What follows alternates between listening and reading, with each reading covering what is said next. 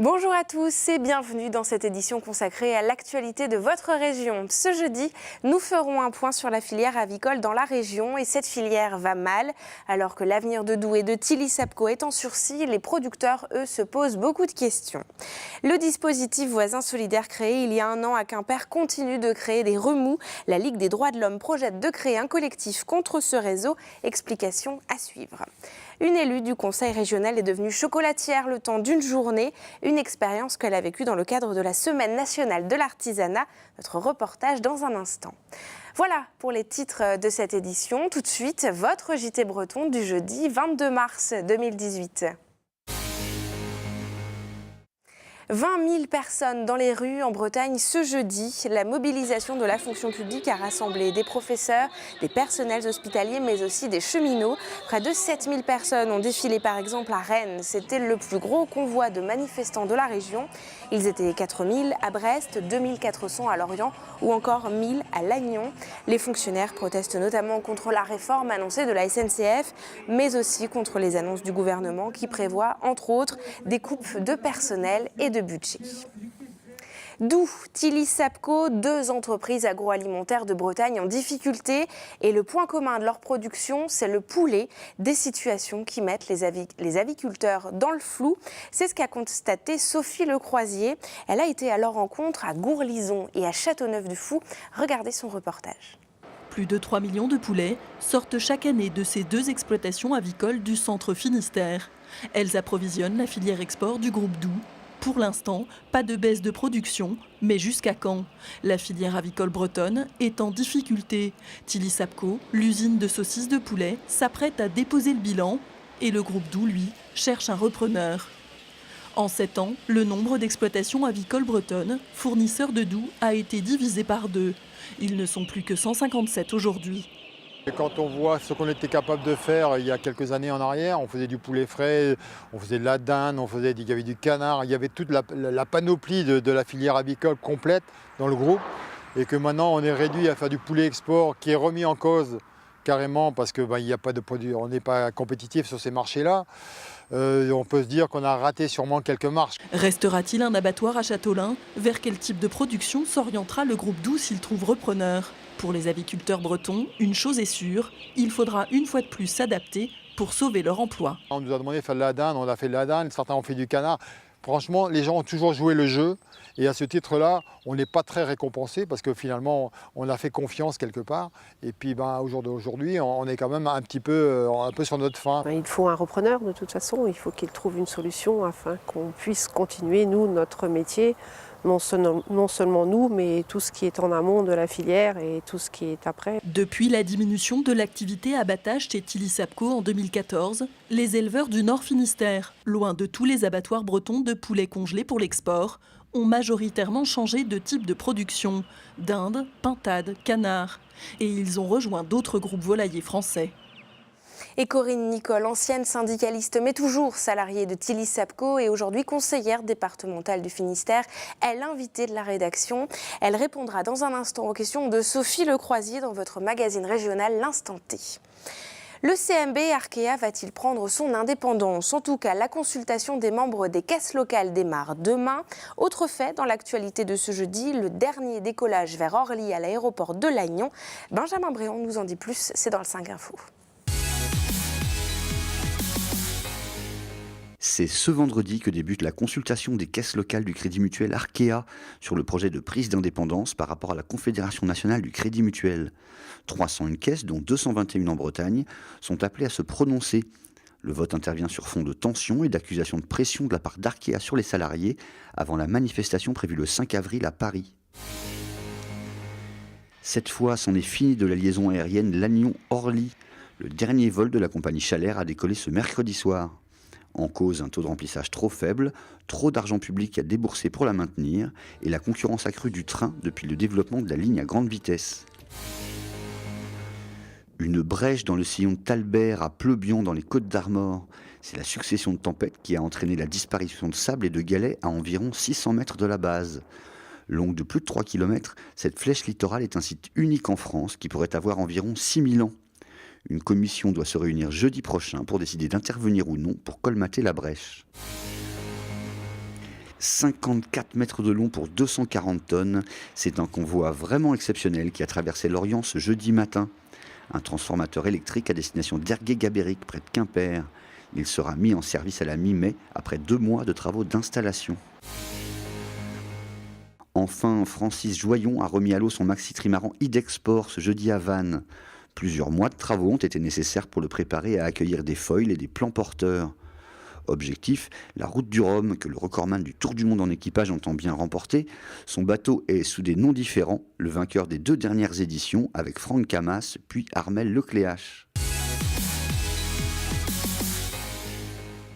Ce mercredi soir, la Ligue des droits de l'homme de Quimper a organisé une réunion publique pour échanger autour du dispositif Voisins solidaires, un dispositif mis en place par la mairie il y a 1 an. Selon la LDH, ces voisins solidaires sont un petit pas contre les libertés individuelles. Alors nous avons pu rencontrer l'un de ces voisins. Retour sur les arguments des uns et des autres dans ce reportage. C'est un petit panneau qui crispe la Ligue des droits de l'homme. Depuis le mois de décembre, 10 zones ont été définies dans Quimper. À l'intérieur de chacune d'entre elles, des voisins solidaires. Choisis par la mairie et la police nationale, ces voisins doivent faire remonter des informations jugées anormales aux autorités. Dans le pacte républicain, le contre-pouvoir de la police, c'est la justice.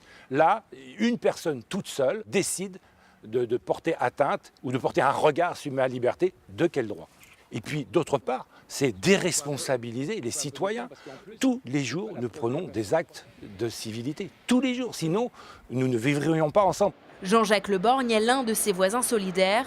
Nous avons pu le rencontrer grâce à la mairie.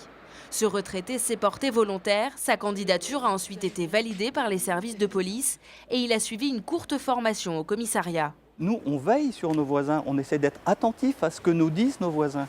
C'est pas notre rôle, c'est pas de surveiller la population. Non, ça n'a jamais été. Si ça avait été ce rôle-là, je n'aurais jamais fait partie de ce dispositif. On comprend mal un petit peu les critiques qui nous sont faites en disant oui, c'est presque un espion, quoi. On est traité d'espion dans certains cas. C'est dur à digérer, je peux vous dire. Depuis le mois de décembre, une quinzaine de voisins solidaires sont en fonction et une vingtaine de faits ont été remontés aux autorités, selon la mairie. C'était aussi une démarche qui s'inscrivait pour éviter les cambriolages, les vols par ruse, notamment au détriment des personnes âgées.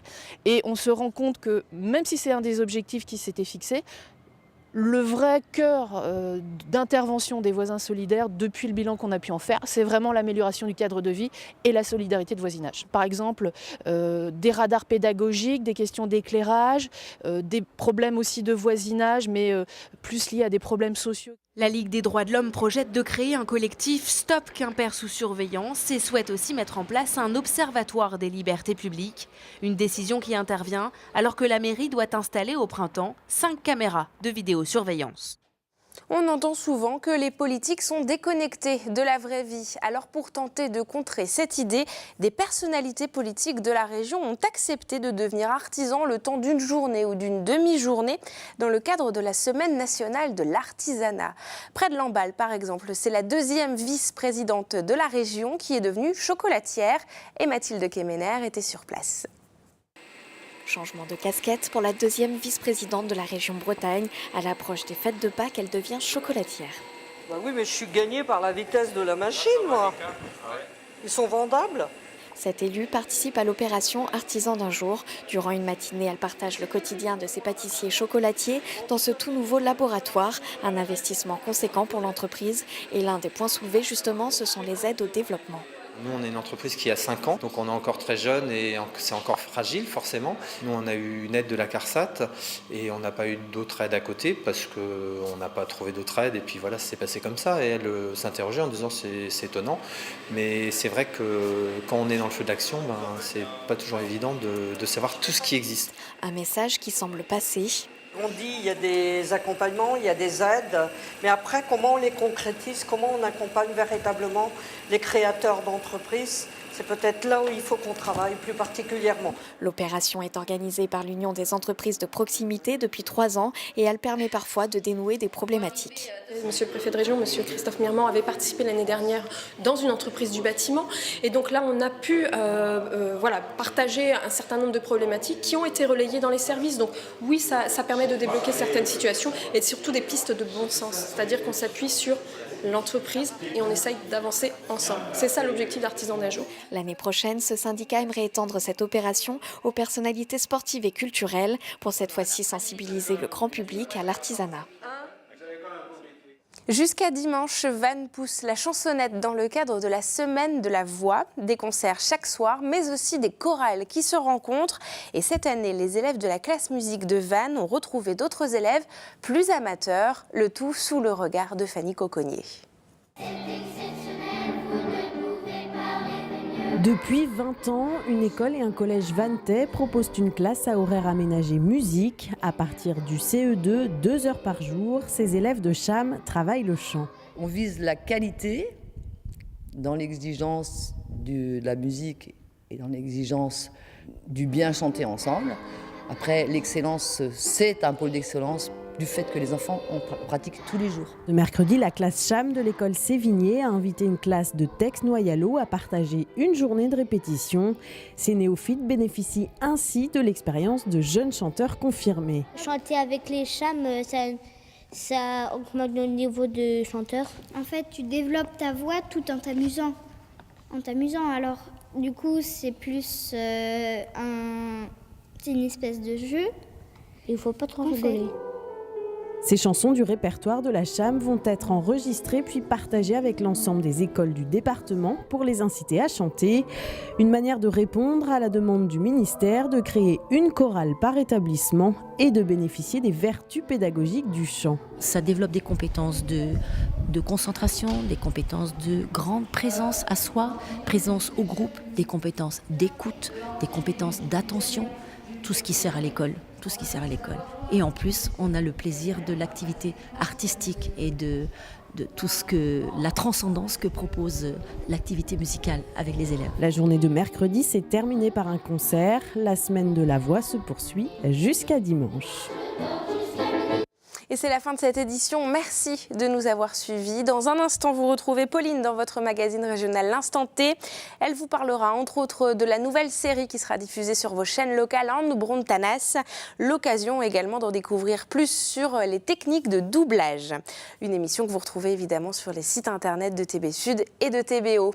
Moi, je vous retrouve demain à 19h pour un nouveau point sur l'actualité régionale. Je vous souhaite une très belle soirée sur nos antennes.